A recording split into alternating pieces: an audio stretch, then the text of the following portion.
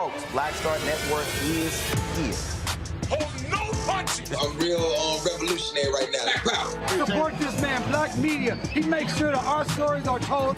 Thank you for being the voice of Black America, Roland. Hey, Black, I love y'all. All momentum we have now, we have to keep this going. The video looks phenomenal. See, there's a difference between Black Star Network and Black-owned media and something like CNN. You can't be Black-owned media and be scared. It's time to be smart. Bring your eyeballs home.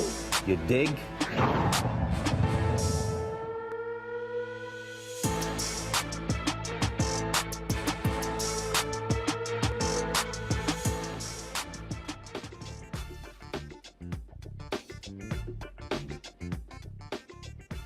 It is December the 30th, the last Friday of 2022. Happy New Year, preemptively. I'm Attorney Robert Patillo, sitting in for Roland Martin for one last day while he is on vacation. Here's what's coming up tonight on Roland Martin Unfiltered, streaming live on the Black Star Network. We're doing our 2022 year in review. We'll talk to our panel about the #1 stories that we want to remember and want to analyze from 2022, and also do some predictions as to what you're going to see coming up in 2023.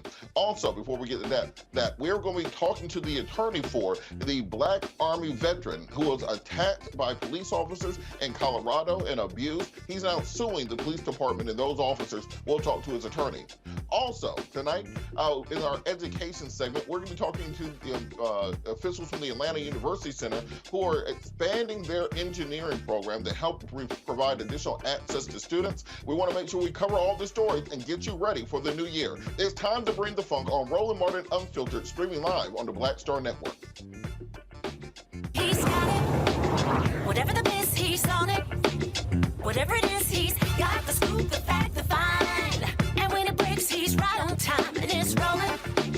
Best believe he's knowing. Putting it down from sports to news to politics. With entertainment just for kicks, he's rolling. It's on go, roll, roll, y'all. It's Roland Martin, yeah. Rolling with Roland now. He's funk, he's fresh, he's real, the best, you know he's Roland Martin now.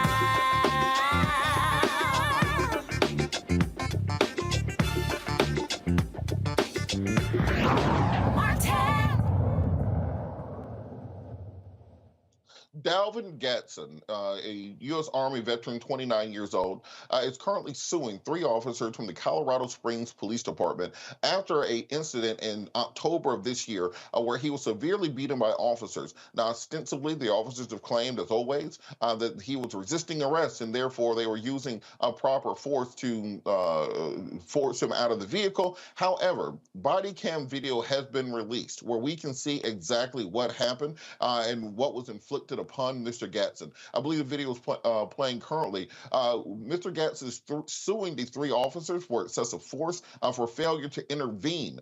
We learned in the Derek Chauvin's trial that officers do have an affirmative duty that if another officer is using excessive force to intervene to stop that use of excessive force. Joining us now to discuss this is the attorney for Mr. Gadson, Harry Daniels. Harry, how are you doing this evening? Hey, what's going on, Robert? How you doing, man? Long time. I know, it's interesting because we always talk around these cases around the country of excessive force from police, of police brutality cases. It's as if they have still not gotten the message. Can you talk a little about what exactly happened to Mr. Gaston, what led to this excessive force from police officers? Yeah, Robert, back in October, Mr. Gaston was pulled over for not having his tag properly displayed. The officer approached him on a normal traffic stop and asked for Mr. Gaston's driver's license, which he complied. Subsequently, when he called backup, and once backup responded and came to the scene, they decided they want to do a some type of DUI investigation on Mr. Gaston. Mr. Gaston was not driving, breaking any rules, traffic laws in the state of Colorado. But simply on the fact because they smelled marijuana. Well, Robert, you know well as I know that Colorado legalized marijuana some time ago. So the smell of marijuana is not probable cause to suggest any illegal activity in the state of Colorado. But nevertheless, They want to do a DUI investigation on him with no probable cause to do so. And instead of explaining to him exactly what was happening, what was going on, they decided to tell him to get out of the vehicle. He refused because he was in fact confused of what was happening. And immediately they grabbed him, and you can see the video from there. They used excessive force. I mean, they beat this guy, punched him over in the head over 25 times, kneed him, kicked him. He was on the ground, kicked him in the face, slapped him, and so the injuries, they charged him with felonious assaults on the peace officers. The good thing that El Paso County DA in Colorado Springs, she in fact dismissed those charges, and his DUI was also dismissed by the DMV hearing officer in this matter, determined there's no probable cause. He still have pending charges, but we believe those charges should not have been brought against him. One, because he was resisting a unlawful excessive use of force against him. And quite frankly, I believe he was trying to survive at that point. When a man gets beaten so many times and hit so many times, then you really go in survival mode. That prompted us to file a federal lawsuit in this matter. And I wanted to talk a little bit about Mr. Gadson, because the reason he was in the car in the first place was that he has been working DoorDash. He is a Army veteran who is currently unhoused, who was working towards that. Can you tell us a little bit about the background and the person of Mr. Gadson? Actually, Robert, Dalvin is actually from the state of Georgia, from Savannah, Georgia. And he served in the Army National Guard here in the state of Georgia for some years. And he just fell on hard times, hard times. He was door dashing, saving money to go back, to get an apartment, to go back in the military, in the Space Force. And he was unhoused at the time, but he was working towards that goal. And in fact, the gentleman who was in the car with him at the time, he was giving this guy a ride to work. He got paid him 10 or 20 bucks.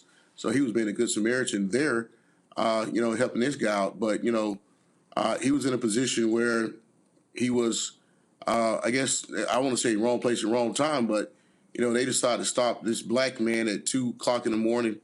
And, he's definitely up to no good. So we got to do a further investigation, see can we find something to stick, the video speaks for itself. This case is, this is something that when you look at it, it's unconscionable.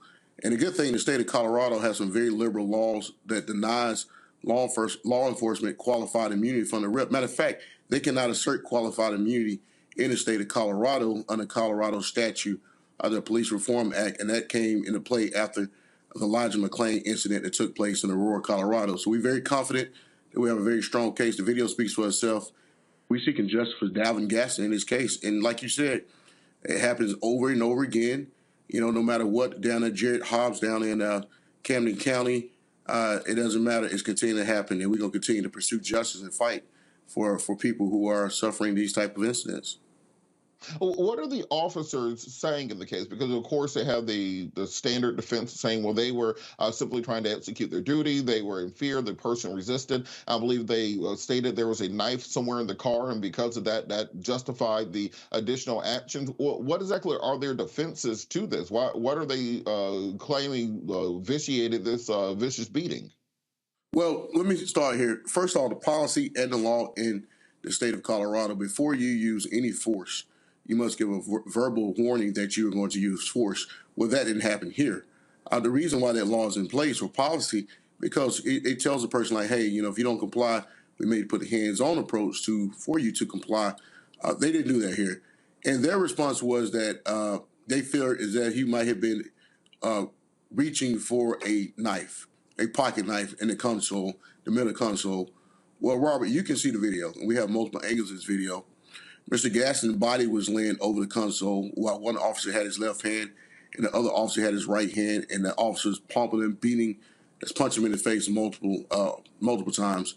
There's nowhere you're going to find that he was reaching for any knife. In fact, that was the basis of the charge that they brought up against him in El Paso County Court in Colorado Springs. Well, guess what? The DA, the district attorney, they looked at this video, determined, no, he wasn't reaching. There's nothing in this video shows reach for anything. And you can look at the video, it's playing here. This is a man trying to survive. He don't have time to try to reach for anything. He's trying to protect his head and his body from these assaultive blows that he's taking.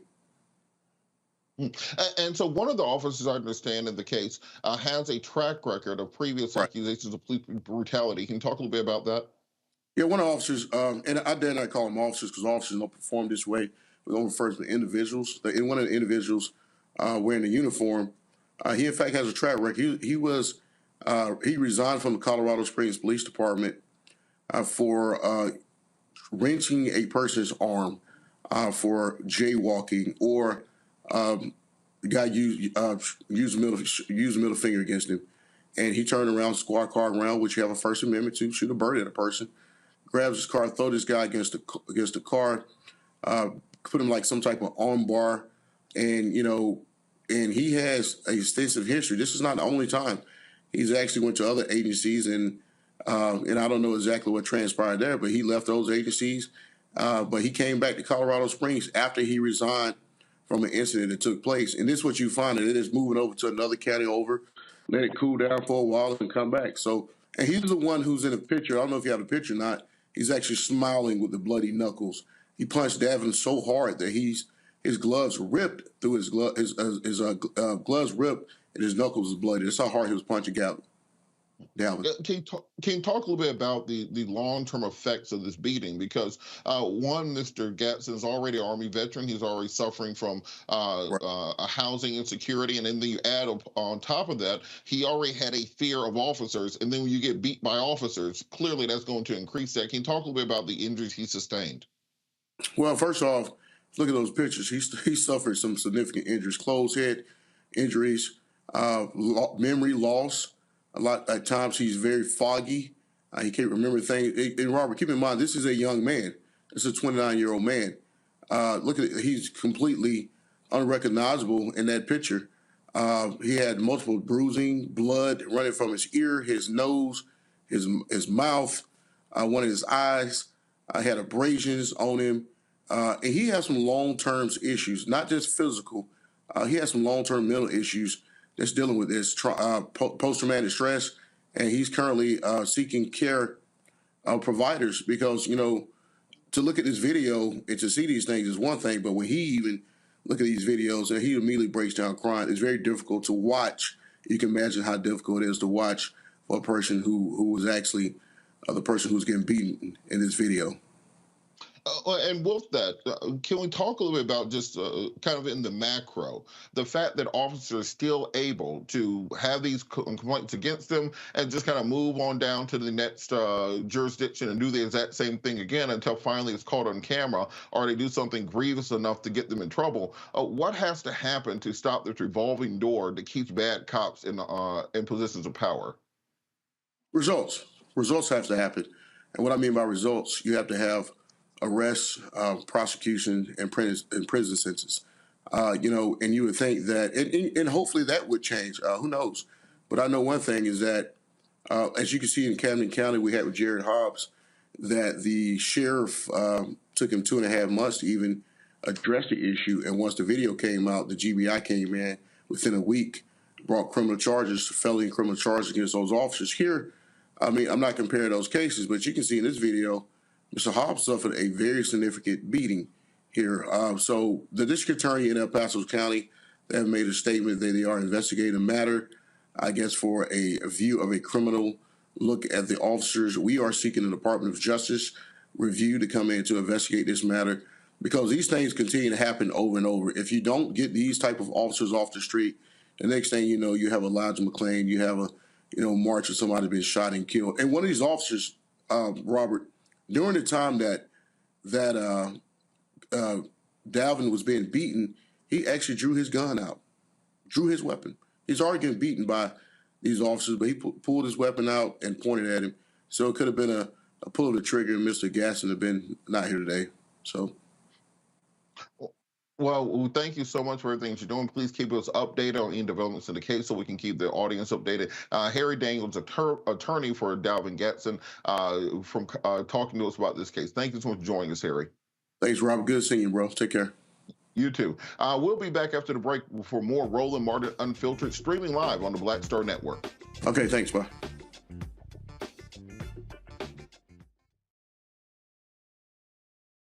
I love directing. It's a different kind of peace. I do believe that the 30 years I was acting was to prepare me for what I'm supposed to be doing and that what I'm really am good at. But when you were acting, were you even thinking about directing? Nope. Were you? So what the hell happened? If you had asked me 15 years ago, I probably would have said, no, I don't know. I was doing Ava DuVernay's first film, I Will Follow. Mm-hmm. And during that process, I think because it was her first film, maybe She's self-taught. Absolutely. I probably gave too many suggestions. And at some point, Ava said to me, I think you're a director and you don't know it.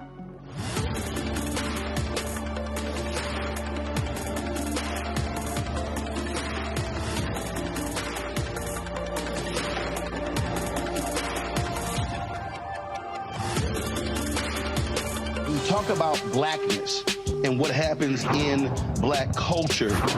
We're about covering these things that matter to us, speaking to our issues and concerns. This is a genuine people-powered movement. There's a lot of stuff that we're not getting. You get it, and you spread the word. We wish to plead our own cause. Too long have others spoken for us. We cannot tell our own story if we can't pay for it. This is about covering us. Invest in black-owned media. Your dollars matter. We don't have to keep asking them to cover our stuff. So please support us in what we do, folks. We want to hit 2,000 people, $50 this month, raise $100,000. We're behind $100,000, so we want to hit that. Y'all money makes this possible. Check some money orders. Go to P.O. Box 57196, Washington, D.C. 20037-0196. The Cash App is $RM Unfiltered. PayPal is R Martin Unfiltered. Venmo is RM Unfiltered. Zelle is Roland at RolandSMartin.com. This is Judge Mathis. What's going on, everybody? It's your boy Mac Wiles, and you are watching Roland Martin Unfiltered.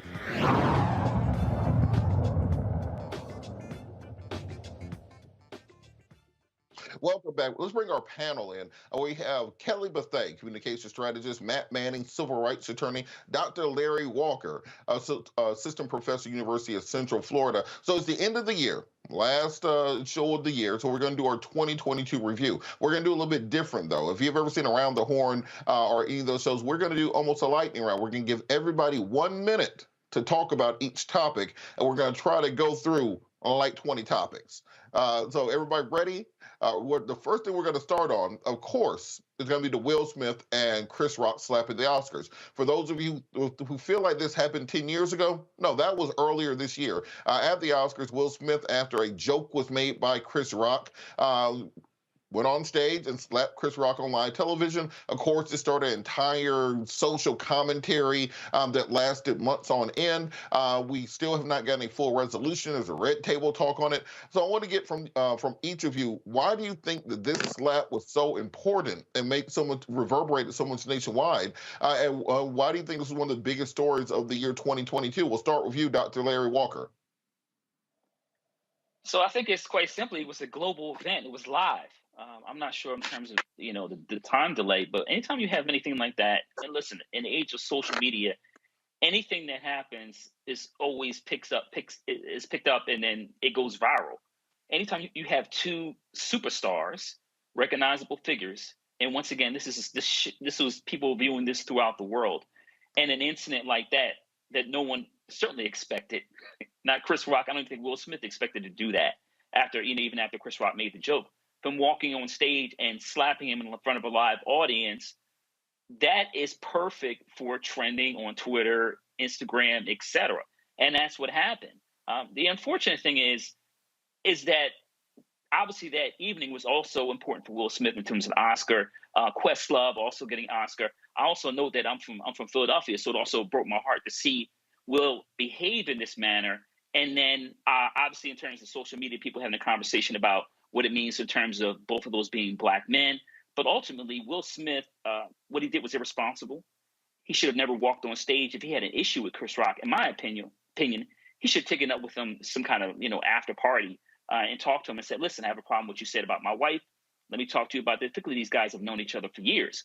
So obviously, like I said, it was trending because it was live and we had two superstars and it's a global event. So it's unfortunate it happened.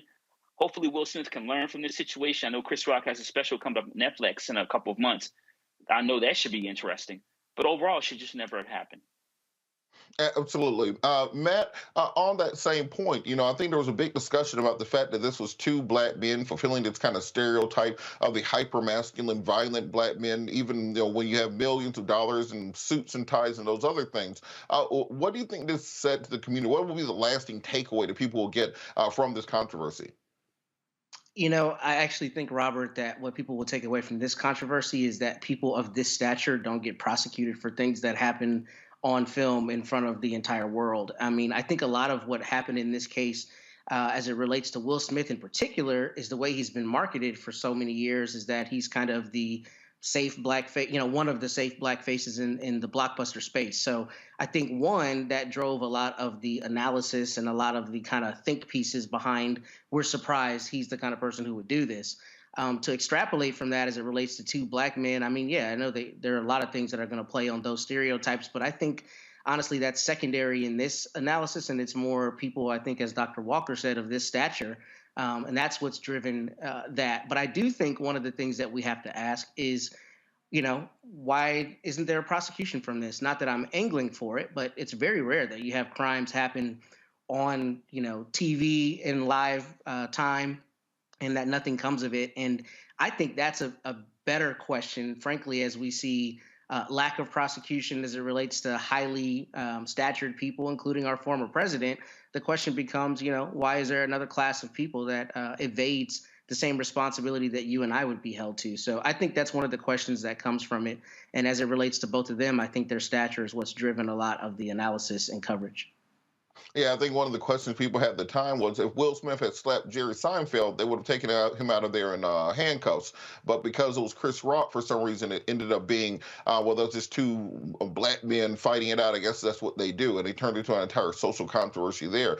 Kelly, kind of on that point, you see a lot of what goes on social media. This turned into this big toxic masculinity versus equally toxic femininity on the internet, talking about Jada and August Alsina and Will's manhood and these sorts of things. Why do so many things descend into kind of this black men versus black women thing online? And why was this a catalyst for that? It was a catalyst because it was the first thing that happened in the year.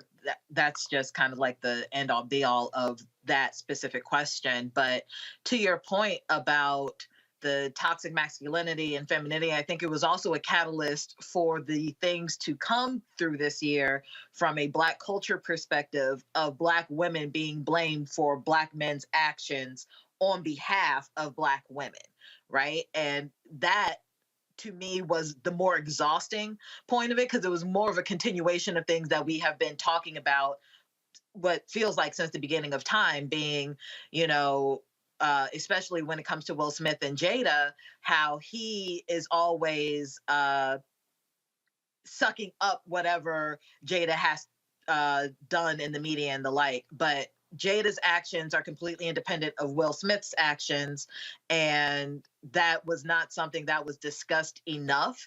It was more like, oh, Will's at a tipping point, and therefore it's Jada's fault because of all these years of X, Y, and Z. But to sum it up, it does feel like it was 10 years ago, right? But it was only 11 months ago. Hopefully we do not have a repeat of any of that during this Oscar season. Granted, Will has been banned for 10 years. But to your point of Will not being charged, my understanding is that it's because Chris Rock chose not to press charges. Now, whether the state can do that on behalf of Chris, what have you, I don't know. But I thought it was one of those situations where, because of the gravamen of the offense being two Black men on this global stage, Chris didn't want to elevate the situation any further. But I could be wrong. Well, I think it's one of those things that people are going to be talking about for years. Next story up, we have to talk about the confirmation of Supreme Court Associate Justice Ketanji Brown Jackson. President Biden fulfilled a campaign promise that he made. He said before the South Carolina primary, I will appoint a Black woman to the Supreme Court.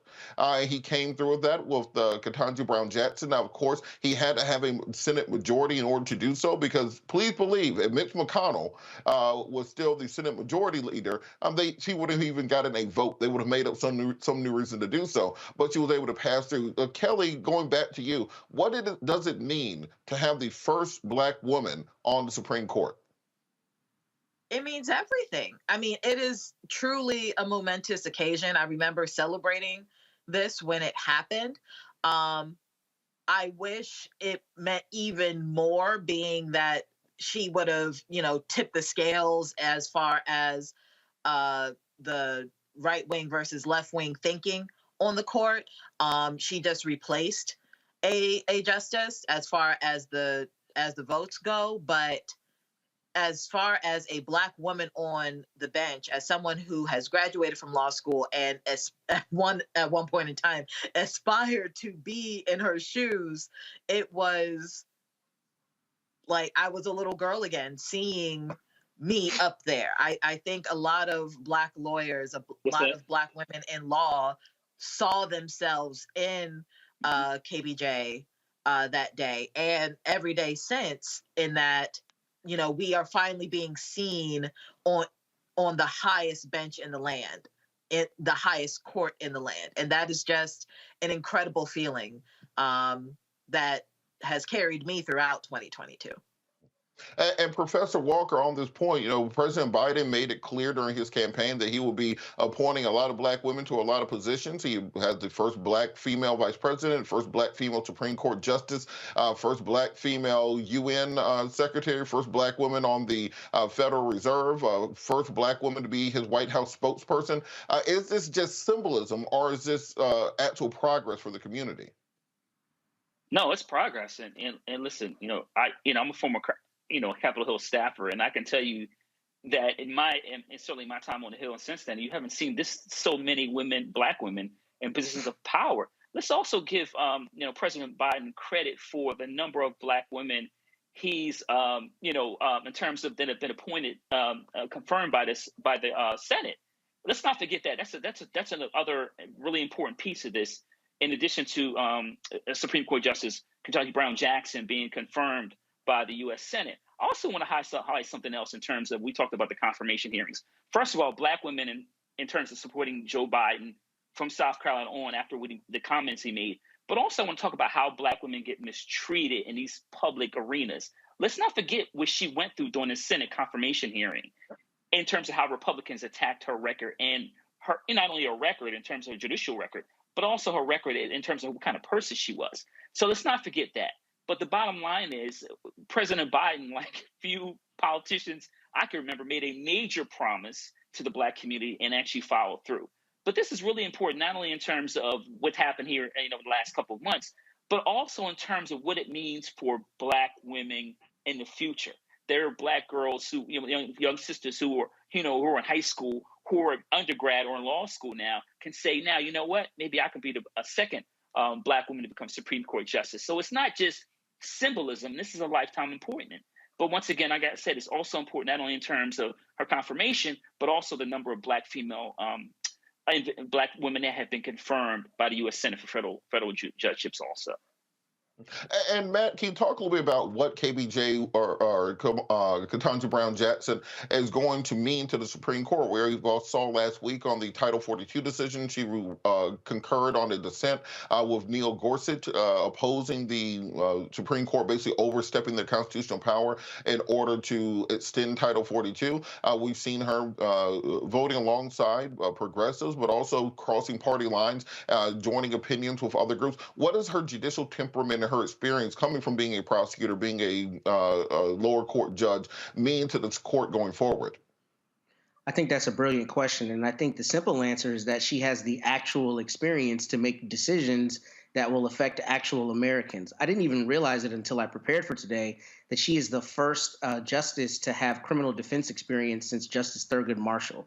So you think about that. I know that's one of the things she was attacked about, and I think Dr. Walker, said that very astutely.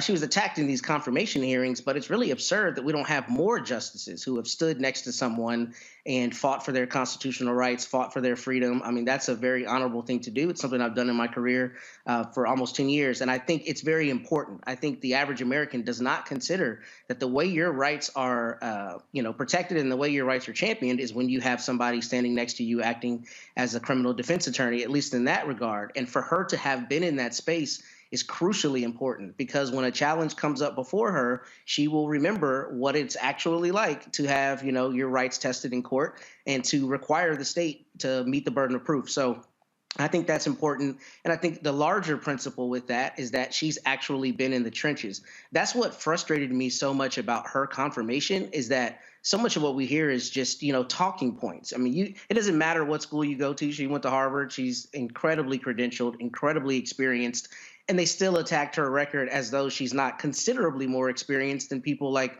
Justice Amy Coney Barrett. So I think she's a very necessary voice, and I think she's a voice who will be coming from the necessary experience to lead us forward with some of the seminal questions we're going to be faced with, including things like qualified immunity, Roe v. Wade, and some of the other stuff that's kind of in the national zeitgeist right now. Absolutely. I think that her appointment is going to be basically a moment that unites people around this idea of having folks on the Supreme Court who are not just academics, people who have just written papers and written books, went directly from law school to faculty to author to being on the court. We need some people who actually know what it's like to be a lawyer. We're going to keep our year in review going after the break. You're watching Roland Martin Unfiltered, streaming live on the Black Star Network. We'll be back after the break.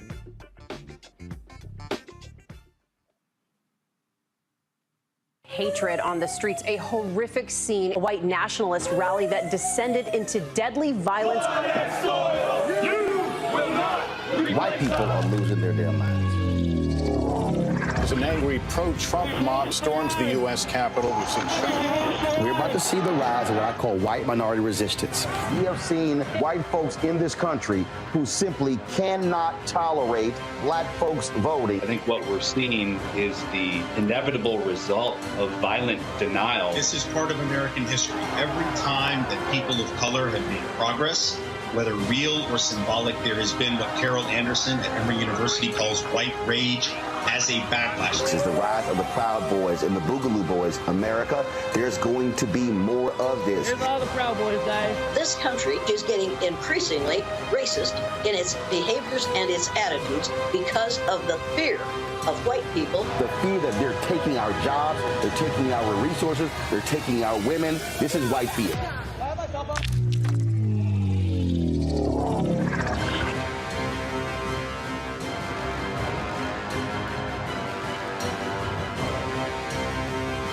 Next on The Black Table with me, Greg Carr, we welcome the Black Star Network's very own Roland Martin, who joins us to talk about his new book, White Fear, How the Browning of America is Making White Folks Lose Their Minds.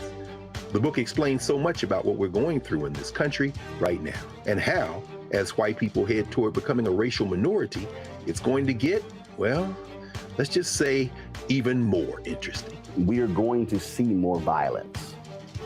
We're going to see more vitriol, because as each day passes, it is a nail in that coffin. The one and only Roland Martin on the next Black Table, right here on the Black Star Network. Hi, I'm Israel Houghton with Israel and New Breed. What's up? I'm Dr. Ricky Dillard, the choir master. Hey, yo, Peace World, what's going on? It's the Love King of R&B, Raheem Devon, and you're watching Roland Martin, Unfiltered.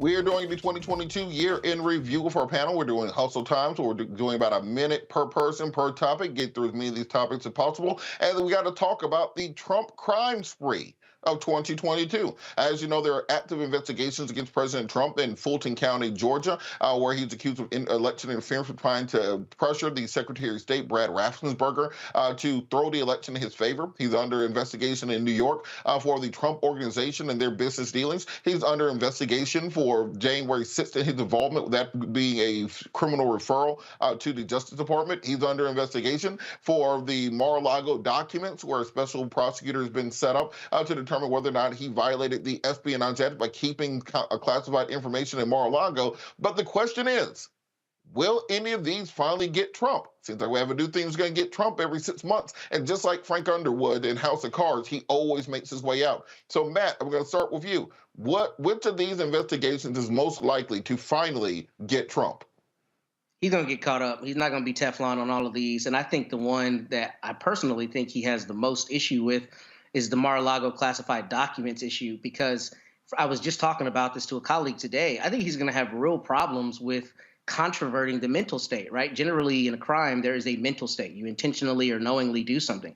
Well, if your lawyers are conferring with Department of Justice lawyers and they're given several opportunities for you to turn over all these documents, you don't turn over those documents, subsequent classified documents are found in your possession, then it's very hard to defend the idea that you were unaware that you had to turn those documents over.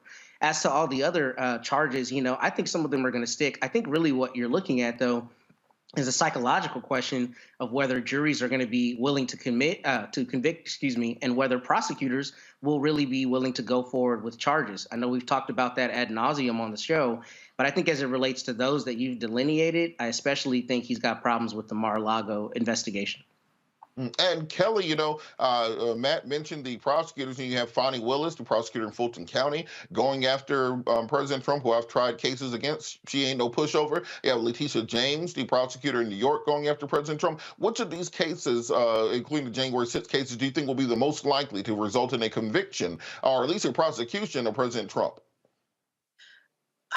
I mean, I feel like all of them have enough evidence for conviction. The fact of the matter is, I think which one is, I think it's really whoever's on first. When it comes to the New York cases, though, I think because from what I recall, if they have enough evidence, if they have enough history there, considering that he's a New York native and all of these things, like they've been working on his case for an incredibly long time, like before all of the January 6th stuff, from my understanding. So I think they have evidence outside of just insurrection and him being dumb while he's president of the United States.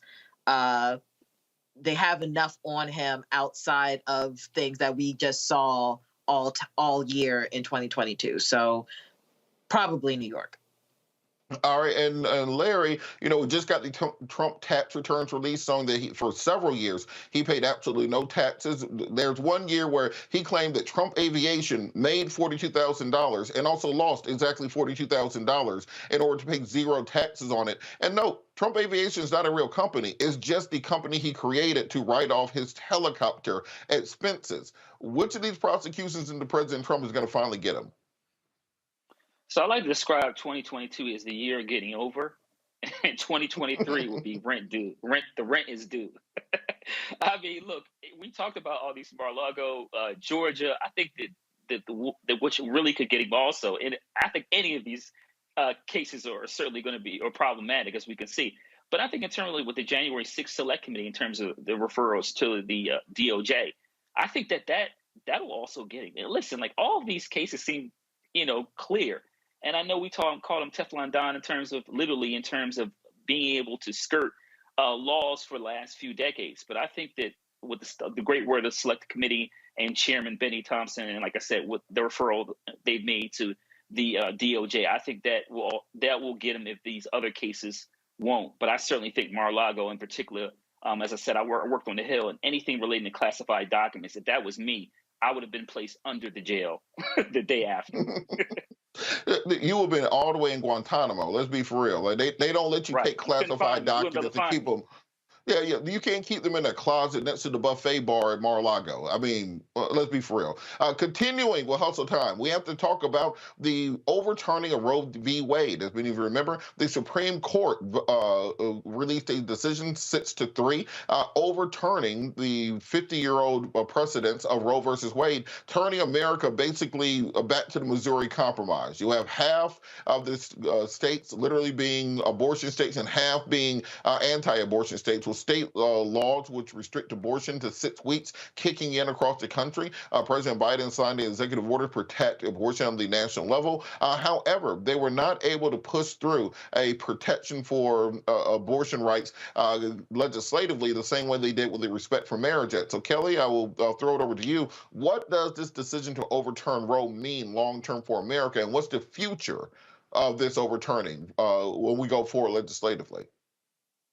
That's a loaded question. Ironically, I started The Handmaid's Tale this year. I had never seen it, heard of it, of course, but I never seen it. And I watched it a couple months back. And the decision to overturn Roe v. Wade seemed like the catalyst to start something aligned with The Handmaid's Tale story. I'm not saying that we are on our way to becoming Gilead per se, but it's certainly mirroring the themes in that show, and that women are increasingly becoming objectified and just seen as property, because there's no way you can justify taking away my right to do with what I want with my body for whatever reason, and act like we can just go about our merry little way as Americans. That's just not how this is going to work, especially when you had the freedom to do what you want with your body for 50 years. So with that in mind, what I see in this country is a lot of archaic, asinine laws getting ready to roll out in 2023. I see a lot of women, honestly, supporting these laws because they think that it's the Christian thing to do or the moral thing to do. And that's not the case in either category. And I am concerned. I'm just concerned with how it is going to be spun into a morality movement or a, more conservative movement, and not going to be called out for what it is, which is stupid. Matt, on that same point, I think that what people miss in this case is the ignoring of stare decisis, the breaking of precedents. What does it mean when we know that we have a Supreme Court now that has a 6-3 majority that don't give a damn about precedents, doesn't give a damn about stare decisis? They're willing to overturn long-standing laws. They've become the activist court that they used to warn us about in the 1980s. Can I say first, Robert, that you are killing it tonight? All of your questions are brilliant. And I think the answer to that is, one, they got where they wanted to go. I think the thing that people are learning about the Supreme Court is it's not apolitical. No matter how much we try to lie to ourselves about that, it's not. You look at the confirmation processes, you look at who's chosen, you look at the promises made, you look at the attacks lobbied. It's very clear that a lot of the Supreme Court justices are working in lockstep with their respective parties. To shift gears a little bit, though, I think your metaphor that this is the Missouri Compromise is the most brilliant thing I've heard as it relates to this, because this is exactly what I continue thinking about as it relates to the Supreme Court and really your average American citizen. We have a crisis of federalism in this country. I live in Texas. The idea that a woman in Texas does not have the same rights as a woman in Massachusetts, when we live in a globalized economy and in a country that something happening in real time across the country I can not only see but comment on, really, I think, stretches the bounds of the Constitution and the federalism that, underpins our government. And I think at some point we have to have a reckoning with how we're going to resolve that. I know what the Constitution says, but realistically, citizens around the country have denied amendments in Kentucky and Kansas and California and all these other places to their constitutions. And I think the large question becomes, we as Americans, how do we countenance having rights in one state that you don't have in another state? Particularly rights that go towards bodily autonomy. So I think it's important that we continue to, be vigilant to basically tell the Supreme Court what it is we want as Americans, because I think here they just ignored the precedent because they, voted along party lines to get where they wanted to go, rather than looking at what was appropriate constitutionally. Yeah, I remember back in law school, you'll read decisions from Learned Hand and some of these titans on the court, and they'd have this long reasoning going back to the Star Chambers of European common law. Now, just like, look, this is what we wanted it to be, so y'all figure it out later. And that's pretty much what the Supreme Court is now. Larry, even with the Dobbs decision, we still saw in places like Georgia with Brian Kemp and Florida, Ron DeSantis, and Governor Abbott in Texas getting 70% of the white women's vote in the midterm elections. And that was across the board nationwide. What do you think this means long-term politically, the Dobbs decision? Many people credit it with Democrats holding on in the midterms, but also it didn't really hurt Republicans as much as people thought it would. So in terms of white women and their vote for the three, conservative, governors you talked about, this is one of those mess around and find out situations. Let's be clear about when we talk about this issue relating to the reversal of Roe v. Wade. This was decades in the making. This is not. It certainly be shocking any legal experts, anyone with policy backgrounds in terms of following how the Federal Society has been creating a pipeline of judges to get us, and the Republican Party has been, working together to make sure we got to this kind of their Supreme Court decision Super Bowl, so to speak. So it's not really that surprising we've gotten here. And I think the question is, what does this country look like moving forward, the next 4 to 8 to 12 to 20 years? And we do have a dividing line in terms of, blue states pro-reproductive rights and red states, some of which have large population centers, large states like Texas and where I am in Florida, in terms of limiting a woman's reproductive rights. And it's just almost like we're having, it's this ideological civil war we've had, and it's progressively gotten worse over the last several years. But I really don't, I'm curious to me to see what happens, like I said, over the next several years in terms of, do we continue to see red states prosecute individuals that women that try to go to blue states and get an abortion, and what happens in those blue states? How do they push back?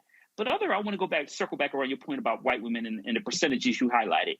It reminds me of a song by Public Enemy called Fear of a Black Planet. And let's be clear about this decision and what it means for neoconservative religious conservatives. It is about maintaining a certain population and power balance. That's all it is about. It's not about fairness and equity. It's certainly not about what the majority wants. It is about demographic change and power and control. And so over the next several years, like I said, it'll be really interesting to see if some white women who had voted in the way you just described wake up now that their rights have been infringed on. But I wouldn't bet on it. Well, look, for millennials, we ain't having kids, and that's what this is really about, white people wanting to have more children. For millennials, dogs are the new children, plants are the new dogs, and children are just like this exotic thing that only rich people can afford. I don't understand how y'all have them. Last story before the break, I'm going to do super hustle time, 30 seconds each. Walker versus Warnock. Why was this race still so dang close that it went to a runoff? It was still less than a point. Matt, I'm going to start with you. Why the hell was this race so close between Walker and Warnock? Because people are stupid, and they were, I think, frankly, and they were, either blinded by celebrity or they were allowing Herschel Walker to be pimped by the Republican Party. I mean, he clearly was not qualified, and the fact that this was as close as it is should set off alarm bells. I know you're there in Georgia, but I mean, to me, it's just absurd that it was ever this close, especially when you see a candidate who's out espousing ideas that are directly contrary to his own, life experience. I think it's extremely problematic, and it's concerning for me going forward. I'm glad Warnock won, but I don't know how Herschel Walker was ever really in the race for this Senate seat. And Kelly, Herschel Walker threw a pregnant white woman down a flight of stairs and still got 70% of the white woman vote. What does it mean? What does it tell us about what America really views when it comes to women, that they will take a serial woman beater and still nearly elect him to the Senate? Well, this is what I was talking about previously, about how women are increasingly becoming less of a human in people's eyes and more as an object, as an incubator for children, as a thing, like, I don't know if you remember the show My Wife and Kids, but just using the titles like My Wife and Kids, like we are property. We are something to behold, but not something to respect. And that's one aspect of it. But more pointedly, it really just goes to show how much people want to preserve the power that they have, to keep the power that they have, that they are willing to forego morals, they are willing to forego laws, they are willing to do whatever it takes to keep the modicum of power that they have. And they don't even care who is the face of that power, so long as the power still is within their reach. I don't think anybody particularly cared for Walker. I don't think that white people liked Walker. I think that behind the scenes that they were kind of pissed off that a black man was representing the Republican Party in Georgia, because no one saw that on their 2022 bingo card or any bingo card for any year pertaining to the state of Georgia and their politics. However, because they are so gung-ho about keeping power, they said, screw it, and just put their eggs in that basket and let them fall where they may. Thankfully, they ended up with egg on their face, because who needs Walker as a senator for any state, let alone Georgia? And Larry, you know, if you look at Warnock, he's won 4 elections in 2 years in a red state of Georgia, a state where Brian Kemp beat Stacey Abrams by 8 points. You're bordering Florida, you're bordering North Carolina, where Sarah Beasley had a very close race. Val Demings had a close race there in Florida. Should Warnock be seen as a front runner if Biden does run in 2024?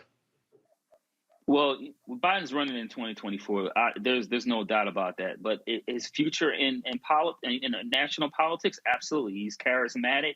Like you said, he carried obviously no one ever expected a few years ago he would be able to carry Georgia. So certainly he has a national profile and has a bright future.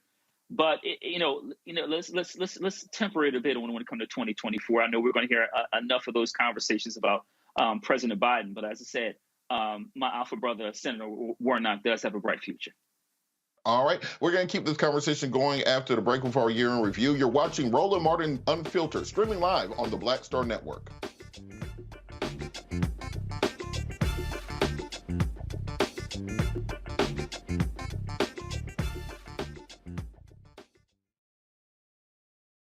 On the next A Balanced Life with me, Dr. Jackie, it's time to tie up those loose ends, setting yourself up for balance, success, and even prosperity in the new year. Financial expert Pamela Sams joins our panel. She will give us a checklist of things that we need to do before the calendar turns. We develop our money mindset by the age of 6. And so we have our sometimes 6-year-old self still operating in the background of our money scripts. That's next on A Balanced Life on Black Star Network. I'm Deborah Owens, America's Wealth Coach, and my new show, Get Wealthy, focuses on the things that your financial advisor and bank isn't telling you, but you absolutely need to know. So watch Get Wealthy on the Black Star Network.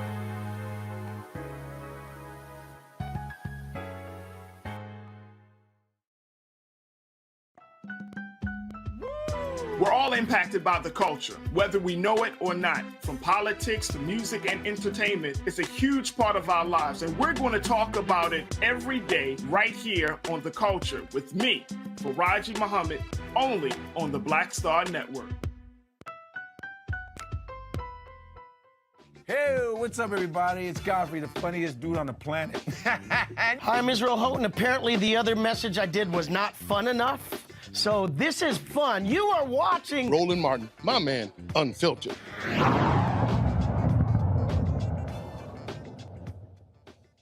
Gun violence, of course, was a motivating factor this year in people turning out to the polls. Many of these mass shootings ended up being some of the most significant events of this year, whether it was the Uvalde elementary school shooting, the Buffalo shooting at the supermarket. We saw carnage in America's streets that you just don't see in other nations. You put on top of that the number of police shootings that took place this year. One estimate has it at 993 people killed by police this year, which is actually down 50 from last year. The last 3 years in a row, we actually hit over 1,000 nationally, people killed by police officers in America. I note This does not happen in other countries. That is not normal, and we cannot allow that to become the new normal. Larry, I want to start with you. What do you think has to happen legislatively, both to deal with mass shootings and with police shootings that we see continuing to plague the nation, because the numbers are still higher than ever? Well, Democrats fought hard for the George Floyd Policing Act, and it didn't happen. Obviously, and soon, in just a couple of days, we're going to have the House switch from blue to red. So you can forget any policing reform taking place over the next 2 years. But my hope is that the Democrats will get the House back in 2024. Biden will win, and will add some more Democrats to the U.S. Senate, hopefully, and then we'll get some kind of policing reform. I also want to add, as it relates to this issue, we need to blame Senator Tim Scott, because we know that there was a bipartisan there was a bipartisan understanding and working on some police reform. And from everything you read, Tim Scott was the one. He was designated to work on a police reform bill. But everything we read, it was Tim Scott, one of our own, so to speak, who made sure that this essentially didn't happen. And based on the numbers you're talking about, and we know that these numbers can very, very easily go up next year in 2023, the fact that he would not negotiate in all honesty and come to some kind of agreement is going to cost more Black and brown folks their lives over the next several years. And that's just the bottom line. So I'm hopeful in the next couple of years, certainly not next year or the year after that we can, Democrats can retake the House. And like I said, hold on to the Senate and the White House, and we can get some kind of comprehensive police reform. Matt, on the point of the mass shootings, no one seems to have a good idea on what to do about them. We've been dealing with them, since Columbine. Since most of us have been children, we've seen mass shootings at schools, at other at grocery stores, at churches, everywhere else. George Carlin used to talk about them, that he said one day there'll be shooters at grocery stores. We'll call them disgruntled worshipers or something along those lines. What can be done legally to try to stop this from happening? Because, as I said, this doesn't happen other places. Well, as you see in the wake of Uvalde, there are obviously a number of lawsuits. I saw that the big class action that was just filed starts out with the words of Cesar Chavez, talking about the people being united will never be defeated. And that's what it ultimately comes down to for me, Robert. I think we have a real problem in this country with looking at reality rather than falling to rhetoric.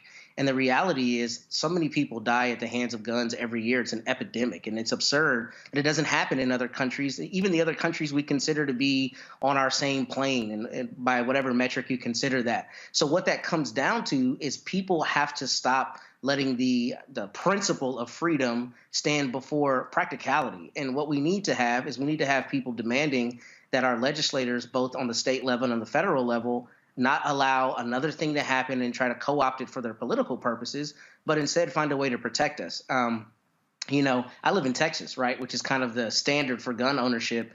And it's absurd to me that the same people who complain about regulation on their gun have no problem going to DPS to get a sticker for their car, right? We need to have realistic conversations about guns and the fact that guns only exist to destroy. Irrespective of home defense and all the other ways you can constructively use them, it's not like other things in our society that have beneficial purposes outside of destruction. So I say all that to say is the problem is we've allowed the NRA and all these interest groups and rhetoric to control solving this problem rather than people we put in the position to solve the problem. And until they're held accountable and made accountable to do it, we're not going to have any meaningful solutions. And Kelly, we always hear the same thing whenever there's a mass shooting or a police shooting, quite frankly. The politicians come out, they say we're sending our thoughts and prayers to the family. We hope that we can work together on an agreement. But at the end of the day, nothing happens on either front. What has to happen for something to actually happen? I think there needs to be a complete overhaul of our government, to be quite frank with you, because it all hinges on Second Amendment and what people perceive the Second Amendment to be. We are if the people who have studied it and, really understand that the Second Amendment was really about militia and not just having a gun in your home, that argument is neither here nor there anymore. Everybody has a reason to have a gun. Everybody has a reason to not have a gun. The fact of the matter is we are in a culture that glorifies violence. and that is inherently American. And until you get to the root of that, this is going to continue to happen. You can't change a culture per se with simply legislation. It needs to be a complete overhaul. And I'm not trying to be like some anarchist and be like, down with America. But if you're going to be real about this, if you really want to change something that is inherent to the culture of a country, you're going to have to change the culture of the country. How do you do that? You kind of change the country. I don't know how to do that outside of a revolution. I'm open for notes and pointers, but until that come to Jesus moment, that reckoning happens, we are going to continue having this. It is unfortunate. It is sad. It is heartbreaking, but unfortunately, it is what it is. You know, it's interesting to me that these same people who talk about freedom and liberty are unwilling to do anything about the police, government agents, killing 1,000 people a year. That doesn't sound like freedom. That sounds like big government. That sounds like tyranny to me, and something has to be done about it. We're going to talk more about this after the break as we keep our year in review going. You're watching Roland Martin Unfiltered, streaming live on the Black Star Network.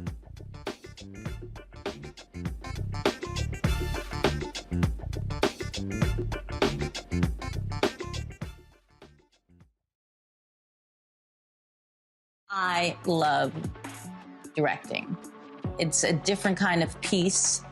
I do believe that the 30 years I was acting was to prepare me for what I'm supposed to be doing and that what I really am good at. But when you were acting, were you even thinking about directing? Nope. Were you, so what the hell happened? If you had asked me 15 years ago, I probably would have said, no, I don't know. I was doing Ava DuVernay's first film, I Will Follow. Mm-hmm. And during that process, I think because it was her first film, maybe She's self-taught. Absolutely. I probably gave too many suggestions. And at some point, Ava said to me, I think you're a director and you don't know it.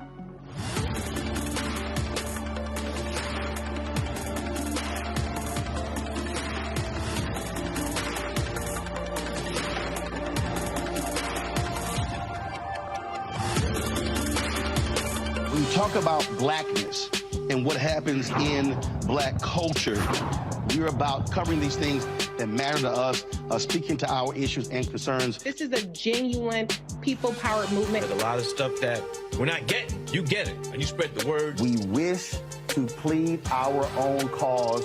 Too long have others spoken for us. We cannot tell our own story if we can't pay for it. This is about covering us. Invest in black-owned media. Your dollars matter. We don't have to keep asking them to cover our stuff. So please support us in what we do, folks. We want to hit 2,000 people, $50 this month, raise $100,000. We're behind $100,000, so we want to hit that. Y'all money makes this possible. Checks and money orders go to P.O. Box 57196, Washington, D.C. 20037-0196. The Cash App is $RM Unfiltered. PayPal is R Martin Unfiltered. Venmo is RM Unfiltered. Zelle is Roland at RolandSMartin.com. Hey, I'm Amber Stevens-West. I'm Avery Sunshine. So this is Roger Bow. I got a message for Roland Mascot. Oh, I'm sorry, Ascot Martin. Buddy, you're supposed to be hooking me up with some of these mascots. I'm sorry, ascots that you claim to wear. Where's mine, buddy? Where's mine? That's all I got to say to you, okay? Mascot, goodbye. Hi, this is Essence Atkins, and you're watching Roland Martin Unfiltered.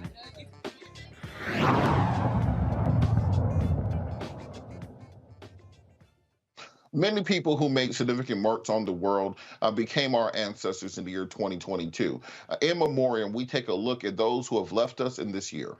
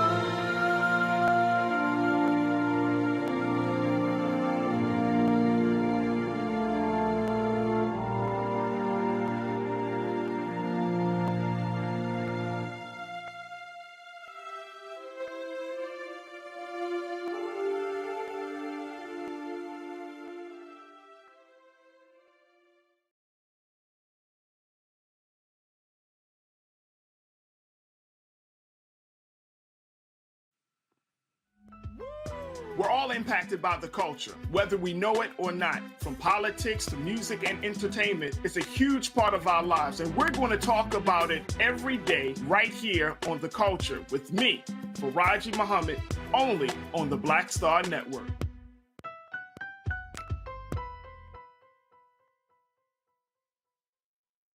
Next on The Black Table with me, Greg Carr, we welcome the Black Star Network's very own Roland Martin, who joins us to talk about his new book, White Fear, How the Browning of America is Making White Folks Lose Their Minds.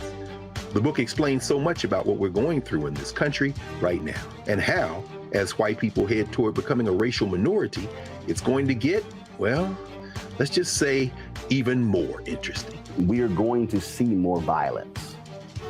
We're going to see more vitriol, because as each day passes, it is a nail in that coffin. The one and only Roland Martin on the next Black Table, right here on the Black Star Network. When you talk about blackness and what happens in black culture, we're about covering these things that matter to us, speaking to our issues and concerns. This is a genuine people-powered movement. There's a lot of stuff that we're not getting. You get it, and you spread the word. We wish to plead our own cause. Too long have others spoken for us. We cannot tell our own story if we can't pay for it. This is about covering us. Invest in black-owned media. Your dollars matter. We don't have to keep asking them to cover our stuff. So please support us in what we do, folks. We want to hit 2,000 people, $50 this month, raise $100,000. We're behind 100,000, so we want to hit that. Y'all money makes this possible. Checks and money orders go to P.O. Box 57196, Washington, D.C. 20037-0196. The Cash App is $RM Unfiltered. PayPal is R Martin Unfiltered. Venmo is RM Unfiltered. Zelle is Roland at RolandSMartin.com.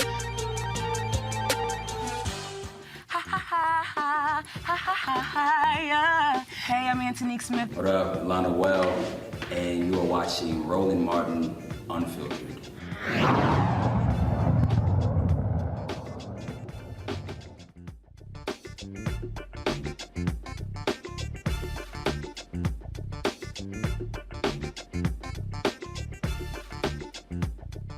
A stern remembrance of those who have transitioned from this earthly plane to join our ancestors in eternity. I wanted to go back to our panel to ask you, who do you think was the most significant passing of this year? A year where so many of our heroes and legends have gone on to eternity. For me, I think that something that has not been looked at enough is the number of young rappers and entertainers who died in 2022. It seems like we cannot go a week without a prominent young rapper, normally under 25, either dying to gun violence, drug addiction, or some other circumstance. And the number of young comedians also who have passed away in 2022 under the age of 30 has been startling. And I think for this generation, they have learned to live with the trauma of the people that they love and look up to passing so frequently that it's part of the hardening that we see with this generation, where they simply believe that life's not going to last that long because so many people they look up to expire so early. So I'm going to go to the panel. Larry, I'm going to start with you. What death this year do you think struck you the most? So it could easily be Sidney Poitier, right? In terms of his Guess Who's Coming to Dinner, of his number of other Oscars, et cetera, To Sir With Love. But I'm going to go with someone who, when I saw, with a list of names that struck me of a memory I remember from years ago, and that's Lani Guinier. And I remember when she was, at the time, I think she was a law professor at Penn. Honestly, I think I was an undergrad, didn't really know who she was. And I got invited to some kind of event, and she spoke. And I remember being blown away and having a long-term impact on my life. So for me, like I said, I'm highlighting Lani Guinier as a person who, like I said, overall really kind of had an impact on, just my life. But like I said, certainly Sidney Poitier in terms of international film star, in terms of everything he's done and winning Oscars, and also obviously being a role model for a number of Black actors who've gone on to win Oscars, and his support of other Black actors throughout his life. Yeah, absolutely. Kelly, what death this year really struck you, and do you think will have the longest lasting impact? There was a lot of names on that list, but I'm going to go personal this time and say the death of my brother. He was 26 years old. His name was Robert Bethea, and he was killed in his home in Milwaukee of this year. As far as celebrities go, the one that hit me the most, mainly because it was triggering because of my brother's death, was Takeoffs, because it came out of nowhere. He had a history of doing nothing wrong to anyone, and yet he was still taken out of this world before the age of 30. It is heartbreaking to me that so many young Black men, of course Black women as well, but so many young Black men just don't get to see their fullest potential for whatever reason by way of gun violence. And this is not about to be a spiel on Black violence. That's not a thing. None of that. But again, with the romanticization of guns and the culture of gun violence in this country, we have become desensitized to people dying by way of bullet wounds. And it's sad, and the pain doesn't necessarily go away. With my brother specifically, I'm the oldest of 3. And when people ask about, like, well, how many siblings do you have? I immediately say I have 2. But now I'm down to 1 because someone didn't think my brother's life was worth living in his own home. And there are millions of anecdotes like that throughout this country, and it's got to stop. It changes you in a way that you have no idea how to think, how to act, how to be anymore. Like the 24 hours between finding out about my brother's murder and the day before, I'm a completely different person now because of that. I don't recognize myself just 24 hours before I found out that he died.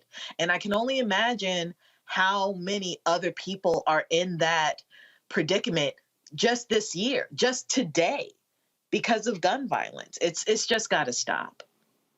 Absolutely. Of course, our prayers and support are what you the thing you need.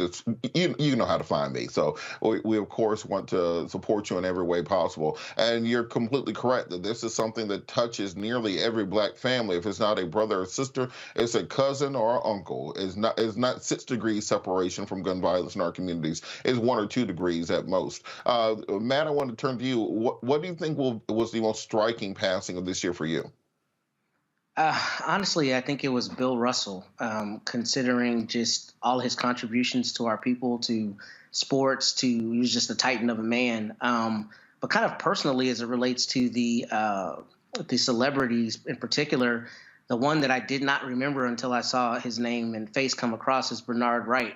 And I remember distinctly finding his music when I was an undergrad at Howard. I'm a musician, and I was in a band, and a guy I played with was wearing a Bernard Wright shirt. So I learned more about Bernard Wright. And, you know, I think about people like him because he was such an amazing keyboard player, and he played with so many people, Tom Brown, his own projects. He just, you know, is another example of somebody who enriches our lives in ways we don't even necessarily realize until we look at them in retrospect. So I just really was struck by his passing because I've been such a fan of his music and his keyboard technique and ability for so long. Absolutely. And of course, we pray and honor all those who have passed this year, not just the celebrities, the people in your own individual lives, the people in your community, the people who had a real impact on you. And it's our duty to carry on their memory, carry on their work to ensure that we properly honor them here as they transition to be with the eternal kingdom with our ancestors. Changing course. Of course, we are talking about what happened in 2022, but we also have to talk about what is going to happen in 2023. Earlier, we had a discussion about Ketanji Brown Jackson and the impact of her confirmation to the Supreme Court, but there are many upcoming cases that we have to look at when it comes to the future of the court. Joining us to discuss this, an upcoming anticipated SCOTUS decisions, is Shireen Mitchell, a social analyst and diversity strategist. Shireen, how are you doing today? I'm doing great today. How are you? I am outstanding. Could you talk a little bit about some of the cases that we need to be looking out for? And from the Supreme Court, of course, Title 42 is going to be coming up for oral arguments in February. The affirmative action cases are going to be decided coming up. What are some of the things that court watchers really need to be looking at? Yeah, I think this is a very important year because I don't think people realize how much our rights are on the ballot, when it comes to these particular cases. The Title 42 piece, I think, is really important only in the context of it was just upheld and that we were expecting it to be overturned. And for those people who don't know what Title 42 is, basically it says that certain people cannot come into this country because of the pandemic. And I always find this very fascinating. So are we going to admit that the pandemic actually still exists in this country right now and we need to take care of it? Or are we only going to relegate that to the border as a conversation? And Title 42 is very complicated because a lot of the pushback is coming from Texas, from the border. But ultimately, the way that this is being used, it was a case that was used during the Trump administration to minimize how many people can come through. And I just find that case, which is going to happen in February, going to be a very telling case about which version of this country that we believe we live in. Because if we're still going to say that immigrants are the only ones that bring, diseases or problems in this country, then we're also making a very, very distinct statement. And right now, people are still dying from some of the worst respiratory diseases that we have seen in quite some time in this country. And kind of piggybacking on that point, you have the dissent opinion that was joined between Neil Gorsuch and Ketanji Brown Jackson, and they talked a lot about this not being within the powers of the Supreme Court, that the Supreme Court is not supposed to make immigration policy, and effectively what they're doing is overstepping the president, overstepping Congress, overstepping the regulatory agency, overstepping international law when it comes to claiming asylum in this country, and really legislating from the bench. What are the long-term ramifications of having a conservative activist court of this nature? That is I'm so glad you said that, because I don't think people realize that is not the purpose of that court. That court is supposed to only see cases that they think that have been legally put before them, but not make decisions. And the fact that it was stopped in the first place by SCOTUS, that is a huge tell that our systems are either breaking down or completely changing in a way that we are not accepting. Because the president making the decision and then SCOTUS saying, okay, we're going to stop that decision is fascinating in two ways. When it was made during the Trump administration, that didn't happen. They didn't stop it. But now that the Biden administration is trying to do that, well, I think the courts are now telling us that they are a biased political court.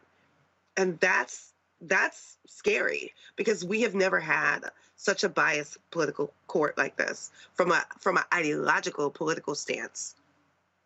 Yeah, at least they used to lie to us. Like, they at least used to take the time. They may have came to the same decision. They at least take the time to, make it sound like they were basing it on something. Now it's just turned into, I don't know, y'all figure it out. Now you can't do it. I wanted to move on to the Biden student loan cancellation that's going to be before the Supreme Court, because I don't know if this one's going to make it, because given the composition of the court, and it's very tenuous, the grounds on which President Biden based his student loan cancellation. It was very arbitrary, the numbers that he picked. It was kind of, he picked the number of the hat, 10,000 for some people, 20,000 for other people. Do you think that the student loan cancellation will actually survive the Supreme Court? This one's actually very tricky, because I don't think people realize that the student debt that he's trying to forgive is from the Department of Education. And those loans are drastically different than other loans. And the reason why this case is fascinating, and again, another one that's going to happen in February, is because the people from Texas, again, the state that brings these cases, is that one of the plaintiffs is basically saying, I have a corporate loan. And since I have a corporate loan, I am not going to be eligible for this. So what they're trying to say is that these are discriminatory practices. Again, very fascinating when those discriminatory practices are being used in the court and when they're being justified versus not, right? But this is about the Department of Education, which, by the way, Biden has a say over. I mean, that's the federal government. And so the other plaintiff, basically someone who didn't get a Pell Grant. So now we're actually going into class discrimination or divisions. So I think this case is going to be very interesting in terms of what people should be looking at, because we also have to remember public education, and that included public colleges and community colleges, was once free until segregation, when people, there were people who were getting that for free and segregation happened and they decided that Black people shouldn't get it. And then also based on a class perspective, people who didn't have the funds to go to a private university and spend, their family had the wherewithal to spend, so much money on their education. And those people are also complaining. But there is a fundamental misunderstanding. This is about public education. And if we can't have that distinct conversation, then I think we're going to have a little bit of a problem when this does actually move forward in February. Because I think the way that court has already said that they're kind of leaning basically says that they're making statements about now class and privilege in context of this particular case. It's staying in that same lane, of course, we have the affirmative action cases that were argued in front of the Supreme Court this fall that will be decided upon. One case of Asian American students claiming they were discriminated against. Do you think that this court will finally overturn affirmative action, overturn the precedents of the Michigan case from over a decade ago, overturn the opinions of Sandra Day O'Connor when it comes to weighing different factors and admissions, and really just take this away, the ephemeral causeway that has created, in many cases, the middle class by educating more people that the people who deride it call affirmative action? Yeah, this is sort of rolling back rights, right? Because again, what I said earlier, that's why I said what I said. There were people who didn't get the right to go to college. We didn't get the public community aspect of it. So this is a case against a private institution, and UNC is not one, but the Harvard one is the one. And if you think about some of the statements that were made, they're basically saying that affirmative action is making a choice simply on race and nothing else. And that's not what's happening here.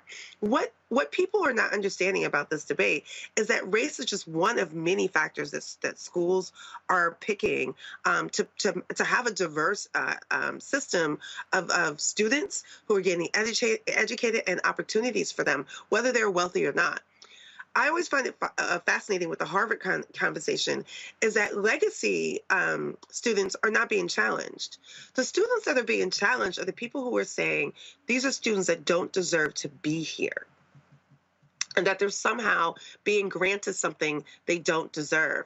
And it is causing a clash between Asian Americans and African Americans, as well as a clash about this conversation about what is actual racism. If you listen to this case, and I think people should pay close attention to what was actually said, even Asian Americans are saying that they don't fall into the classification of race. So race, religion, sexuality, and they're outside of that, and that's the case they're presenting. Then are we redefining race in this country now? And I really want to understand people not guessing or framing that if one group says they're not a part of the race class, then and they're not a minority, what does that mean as who's being classified as a minority in this country, and who's being classified as white or white privilege passing?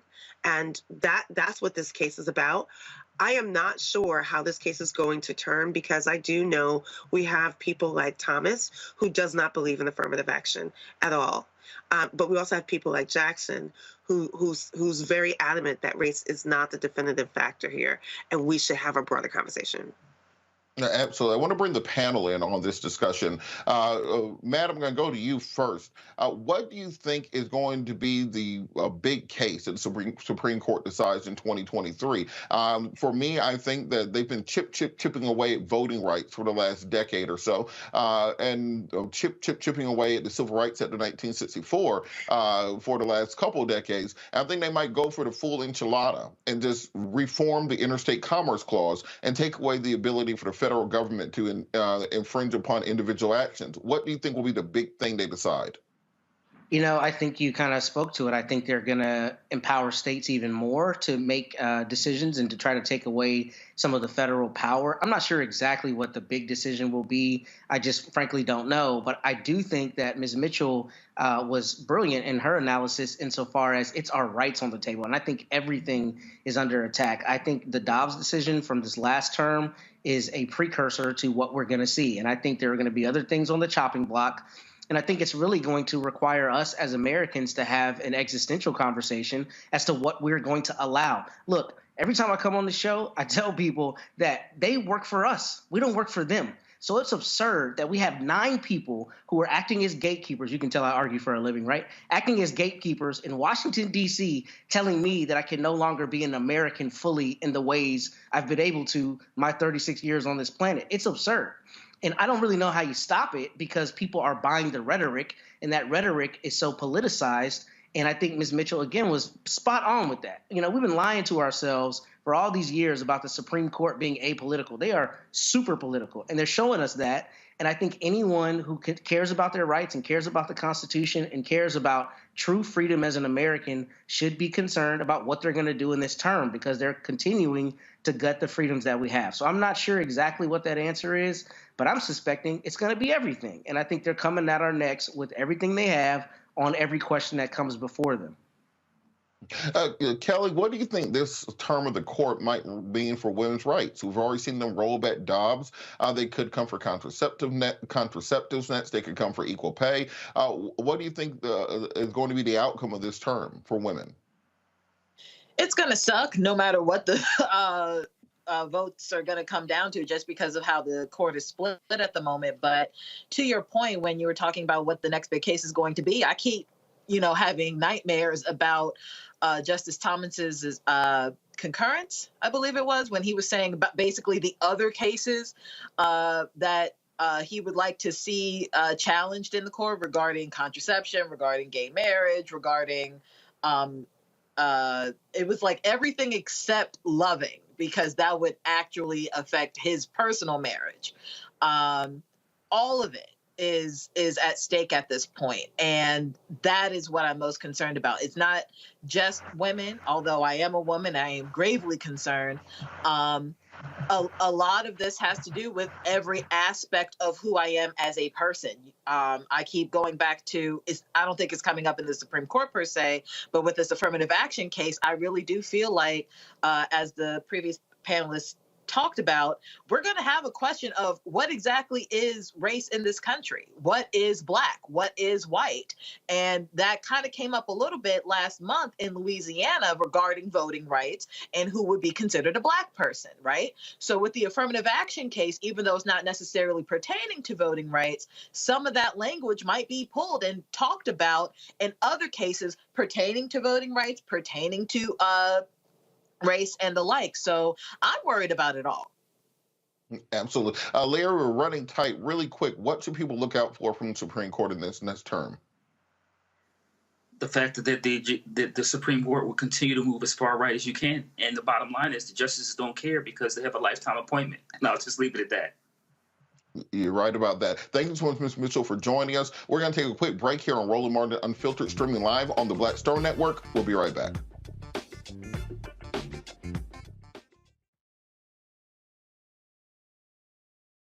I'm Deborah Owens, America's Wealth Coach, and my new show, Get Wealthy, focuses on the things that your financial advisor and bank isn't telling you, but you absolutely need to know. So watch Get Wealthy on the Black Star Network.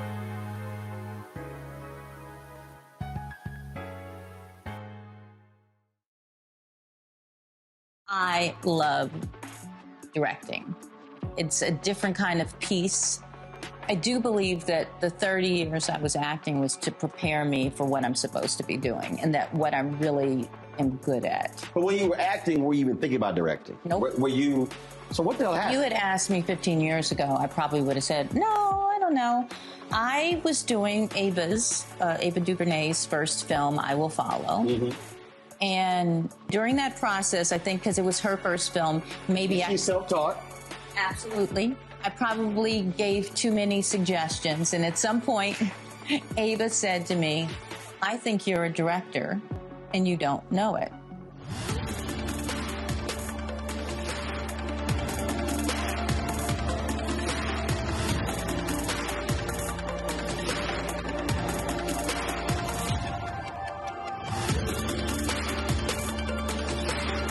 Hatred on the streets, a horrific scene, a white nationalist rally that descended into deadly violence. White people are losing their damn minds. As an angry pro-Trump mob storms the U.S. Capitol, we've seen shots. We're about to see the rise of what I call white minority resistance. We have seen white folks in this country who simply cannot tolerate black folks voting. I think what we're seeing is the inevitable result of violent denial. This is part of American history. Every time that people of color have made progress, whether real or symbolic, there has been what Carol Anderson at Emory University calls white rage as a backlash. This is the rise of the Proud Boys and the Boogaloo Boys. America, there's going to be more of this. Here's all the Proud Boys, guys. This country is getting increasingly racist in its behaviors and its attitudes because of the fear of white people. The fear that they're taking our jobs, they're taking our resources, they're taking our women. This is white fear.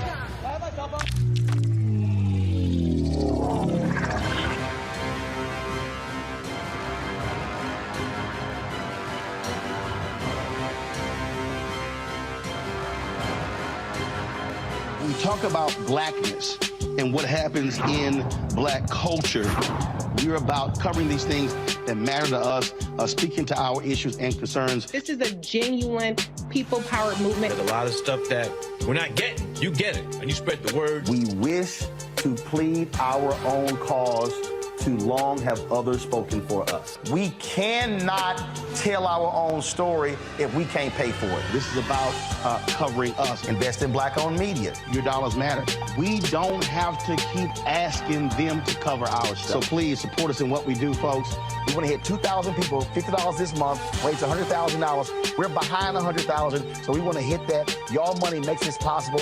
Checks and money orders go to P.O. Box 57196, Washington, D.C. 20037-0196. The Cash App is $RM Unfiltered. PayPal is R Martin Unfiltered.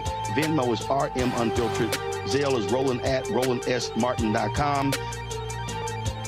Next on the Black Table with me, Greg Carr, we welcome the Black Star Network's very own Roland Martin, who joins us to talk about his new book, White Fear: How the Browning of America is Making White Folks Lose Their Minds.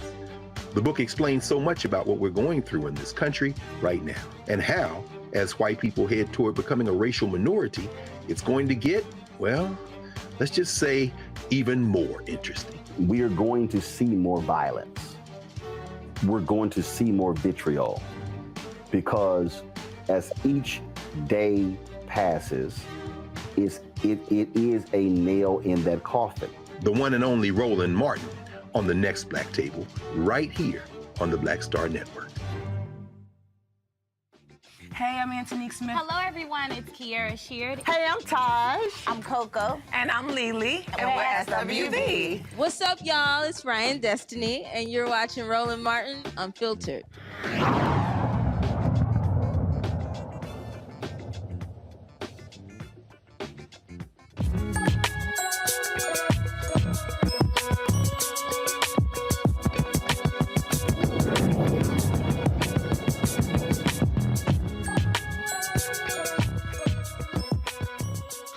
In today's Education Matters, only about 3% of engineers nationally are African American.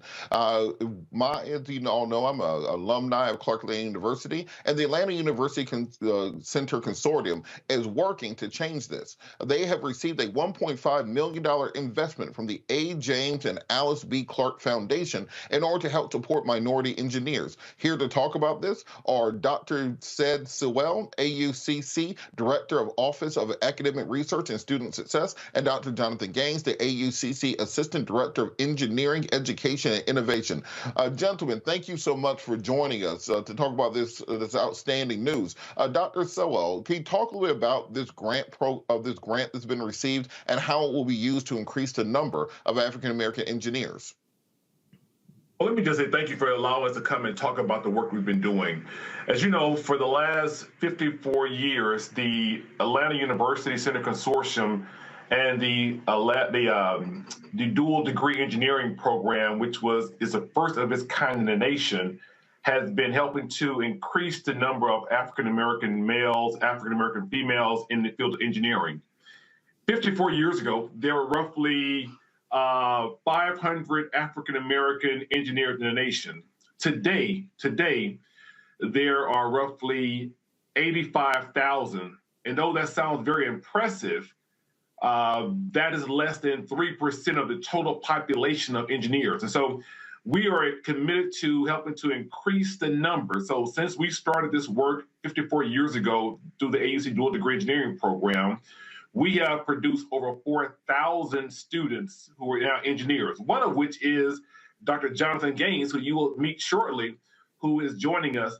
But the Institute for Dual Degree Engineering Advancement was conceived to help other private liberal arts institutions to think about building out a dual degree engineering program using the best practices of the AUC.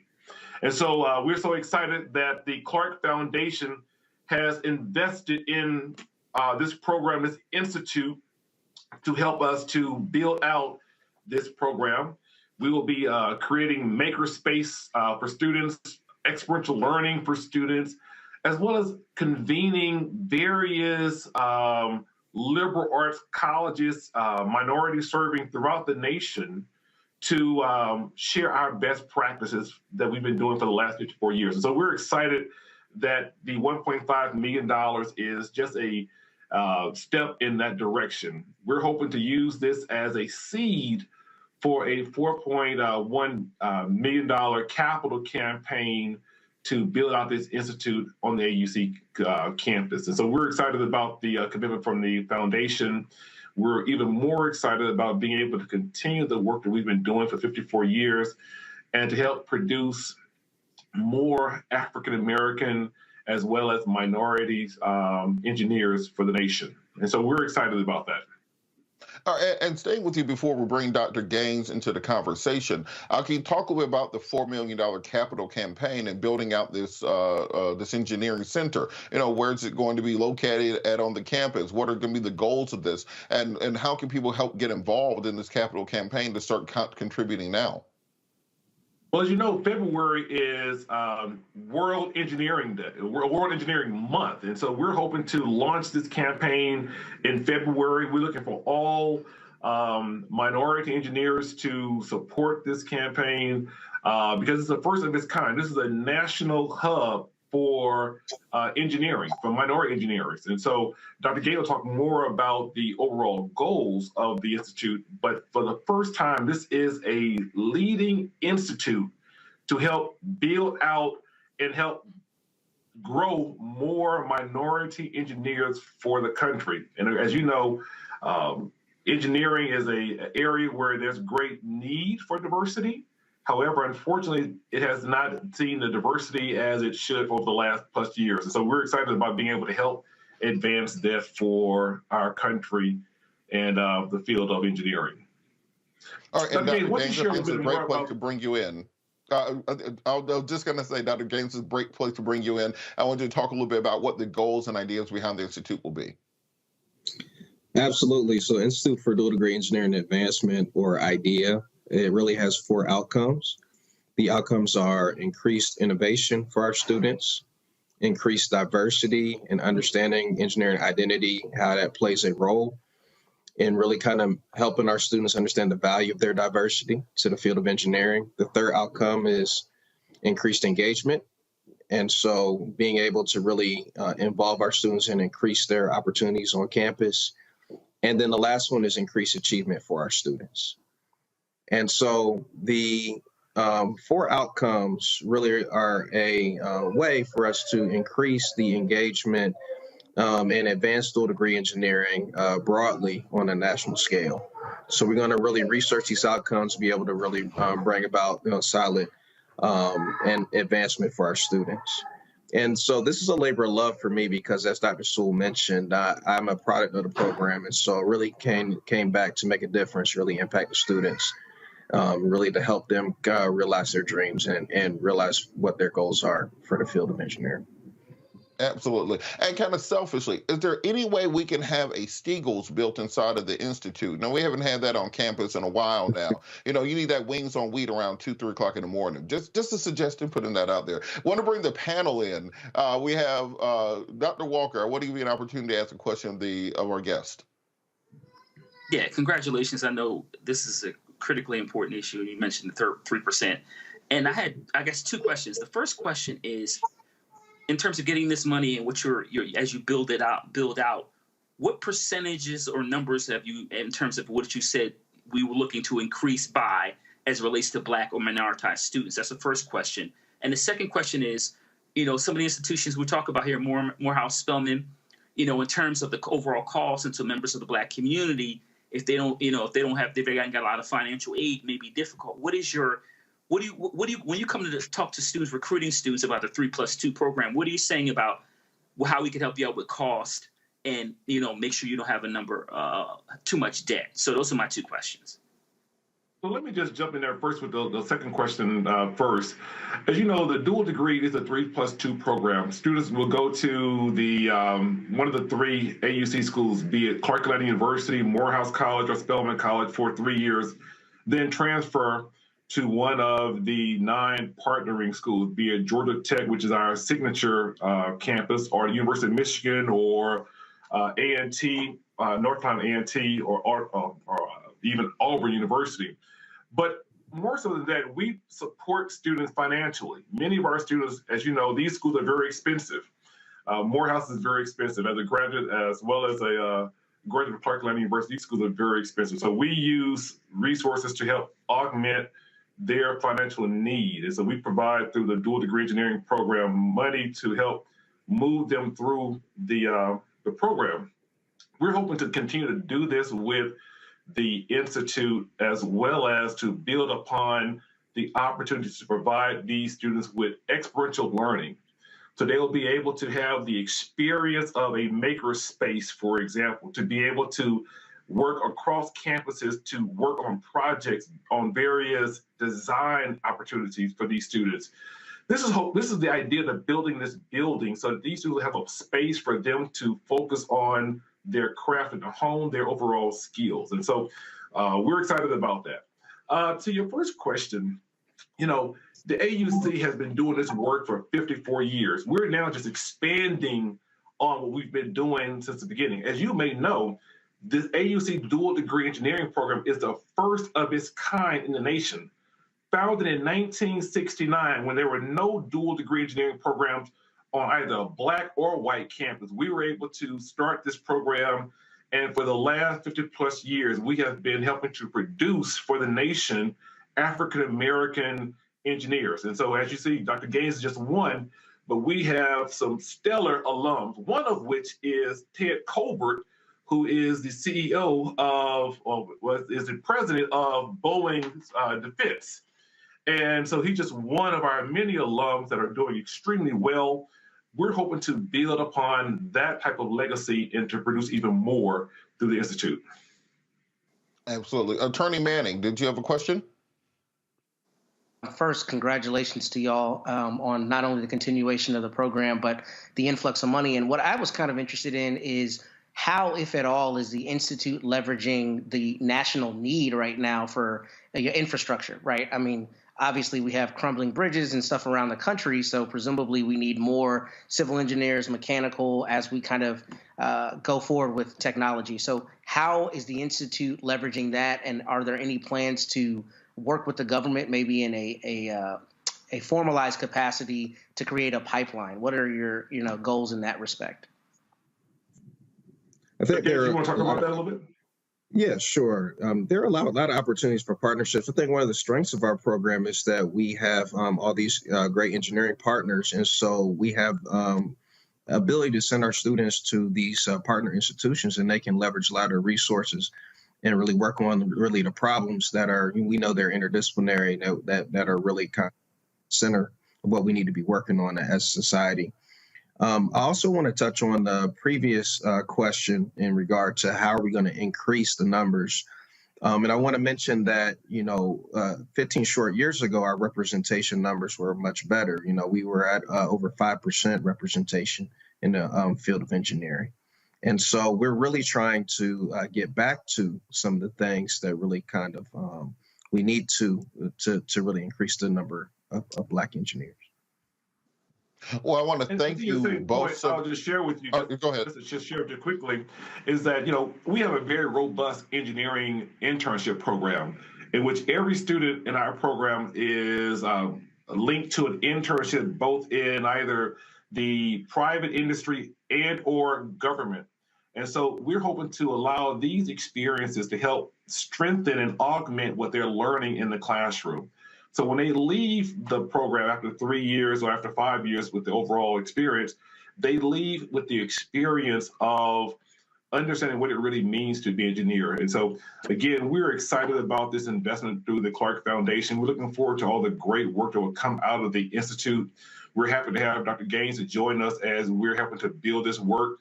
And so we're asking all of our colleagues throughout the nation, alumni, both at our institutions as well as throughout the country, please reach out to us. We'll love to have you to be a part of this great work that we're doing. Well, I want to thank you both so much for all the work that you're doing. It's great to see the Lane University Center progressing. Of course, we had the Data Science Center, which received, I think, a grant earlier this year with the work of Talitha Washington, and all the great things that are happening in that area, the really mecca and the epicenter for Black education in this country as a biased alumni. I would say that right now. Dr. Sewell, Dr. Gaines, thank you so much for joining us. I also want to thank our panel for joining us today, Dr. Larry Walker, attorney Matt Manning, also Kelly Bethea, who had to leave us earlier. Thank you guys so much for being with us. Make sure that you like and subscribe and share. We're trying to get 1,000 likes on the video and want to make sure that this thing goes viral so we can show that Black folks really do have an appetite for real Black news on Black media. We're also going to be acknowledging the Bring the Funk fan club, so you'll see that scrolling on your screen. I have to thank Roland Martin for letting me keep his seat warm. Got to thank the control room for holding it down to the ones and twos and making sure that all these things look like they're running smoothly. And I have to thank you, the viewers, for listening to us throughout this week. Without you, I'm just a crazy person talking into a microphone. Follow me on all social media at Robert Patillo. And then, as I say, it's to end every show in the words of Gil Scott-Heron, no matter the consequences that are fierce to grip your senses, you got to hold on to your dreams. Hold on to your dreams, America. Holla!